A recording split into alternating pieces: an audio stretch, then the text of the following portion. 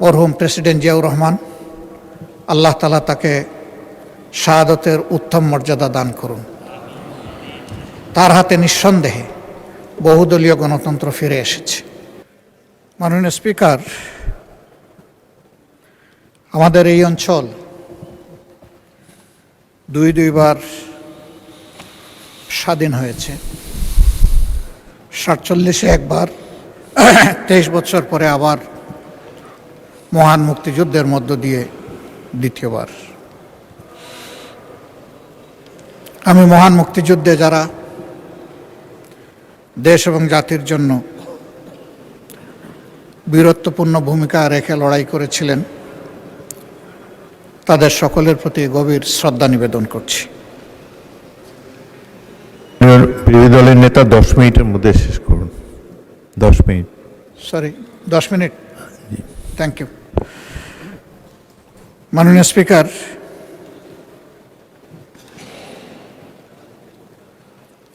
এই সময় যে রক্তক্ষয়ী যুদ্ধ হয়েছে, এই যুদ্ধে যারা নেতৃত্ব দিয়েছিলেন তাদের অনেকেই দুনিয়া ছেড়ে চলে গেছে। আমি তাদের সকলের আত্মার মাগফিরাত কামনা করছি এবং আল্লাহ তাআলার দরবারে আল্লাহ যাতে তাদেরকে শহীদ হিসাবে কবুল করেন সেই জন্য দোয়া করছি। দেশ স্বাধীন হয়েছে, বুক ভরা আশা নিয়ে মানুষ চেয়েছিল যে এই দেশটা একটা মানবিক দেশ হবে, সমাজের সর্বক্ষেত্রে ন্যায় বিচার সুপ্রতিষ্ঠিত হবে এবং মানুষ শান্তিতে বসবাস করতে পারবে। কিন্তু স্বাধীনতার পরে অনেকটা হয়েছিল তার পুরোটাই উল্টা। মানুষের ম্যান্ডেটকে অস্বীকার করার কারণে যে যুদ্ধটি অনিবার্য হয়ে উঠেছিল, জনগণের রায়কে সম্মান দেখাতে ব্যর্থ হওয়ার কারণে বেদনার সাথে জাতি লক্ষ্য করল দেশের শাসক এবং শাসকেরা সেটাই ভুলে গেলেন। তাদের শাসন ক্ষমতার এক পর্যায়ে এসে বহুদলীয় গণতন্ত্রকে হত্যা করে তারা একদলীয় বাকশাল কায়েম করলেন। এই বাকশাল কায়েমের ইতিহাসও খুব বেদনাদায়ক। সংসদে আমি জানি না 73-এর যে সংসদ গঠিত হয়েছিল, আজকের এই সংসদে সেই রকম কোনো সদস্য উপস্থিত আছেন কিনা আমার ধারণা নেই। এই সংসদ মাত্র 7 মিনিট আলোচনা করে বহুদলীয় গণতন্ত্রকে হত্যা করেছিল এবং একদলীয় বাকশালের জন্ম দিয়েছিল।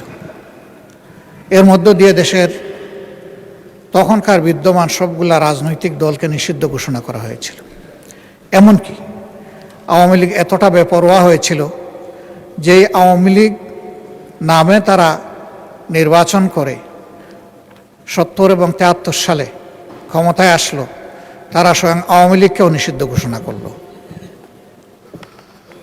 75-এর পট পরিবর্তনের পর ক্ষমতার ধারাবাহিকতায়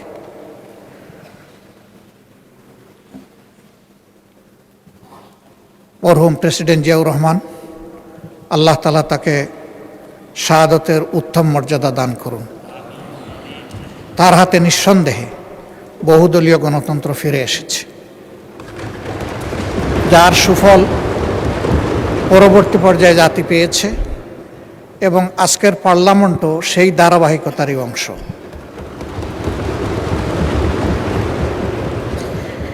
তিনি জনগণের মনের ভাষা পড়তে পেরেছিলেন। এই জন্যে তাকে যখন নির্মমভাবে খুন করা হলো, তখন দুনিয়া থেকে বিদায় নেওয়ার সময় তিনি ইতিহাসের বিরল সম্মান নিয়ে বিদায় নিয়েছিলেন। আমরা তখন মেডিকেল কলেজের ছাত্র, আমরা দেখি নাই উনি কোন দলকে প্রতিনিধিত্ব করতেন। আমরা দেখেছি উনি জনগণের ভালোবাসার প্রেসিডেন্ট ছিলেন। এই জন্যে আমরা দলমতের ঊর্ধ্বে উঠে সবাই মিলেমিশেই সেদিন আমরা কি করতে পারবো? একটু কোরআন খতম করেছি, চোখের পানি দিয়ে তার জন্য দোয়া করেছি। এরপরে তার ইন্তেকালের পরে বাংলাদেশ আবার অস্থিরতার মধ্যে ঢুকে এবং ক্রমান্বয়ে সেই অস্থিরতার মধ্যে দিয়েই জাতি চলছে। আমরা এসে বর্তমান সময়ে উপনীত হয়েছি। এই বিলে প্রস্তাবনা করা হয়েছে যে জিনিসটা স্বাধীনতার পরে তখনকার শাসকও আনেন নাই, মরহুম প্রেসিডেন্ট জিয়াউর রহমান রাহিমাহুল্লাহ তিনিও আনেন নাই,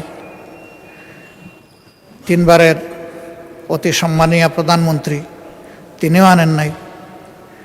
এই জিনিসটা নিয়ে আসলেন সংজ্ঞায় অন্তর্ভুক্ত করে ফ্যাসিস্টের বিকৃত একজন প্রতিভু শেখ হাসিনা, এবং পরবর্তী পর্যায়ে ইন্টারিম গভর্নমেন্ট তার ধারাবাহিকতা রক্ষা করেছে সামান্য পরিবর্তন সহ। কি আছে এখানে? আছে তৎকালীন 3টা সংগঠনের নাম নেওয়া হয়েছে।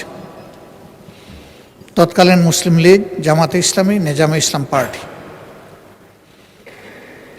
পাক সেনাবাহিনীর সাথে আরও কিছু অ্যান্সিলারি ফোর্সের সাথে 3টা রাজনৈতিক দলের নাম এসেছে এবং বর্তমান উপস্থাপনায় বা প্রস্তাবনায় তৎকালীন এই 3 সংগঠনের কথা বলা হয়েছে। আল্লাহ ভালো জানেন 71 সালের এই চরম সময়ে কার কি ভূমিকা ছিল। আল্লাহ তাআলা তার নিখুঁত পূর্ণাঙ্গ একমাত্র সাক্ষী, বাকি আমরা যারা আছি তারা আংশিক সাক্ষী, কিন্তু আল্লাহ তাআলাই পূর্ণাঙ্গ সাক্ষী। আমরা চাই প্রিয় বাংলাদেশ রাজনীতির সুস্থ ধারায় জনগণের প্রতি দায় এবং দরদ নিয়ে, দেশের প্রতি ভালোবাসা নিয়ে এই দেশে প্রত্যেকটি রাজনৈতিক সংগঠন তার কার্যক্রম পরিচালনা করুক। 1979 সালে পলিটিক্যাল পার্টিজ রিভাইভাল অ্যাক্টের মধ্য দিয়ে স্বয়ং আওয়ামী লীগও আবার তাদের পুনর্জন্ম হয় বাংলাদেশে, এবং সে সময় যে কয়টি দল ছিল তারা সকলেই রাজনীতি করার এই সুবিধাটুকু বা তাদের অধিকারটুকু তারা ফিরে পান। আমরাও সেই সময় ফিরে পেয়েছি।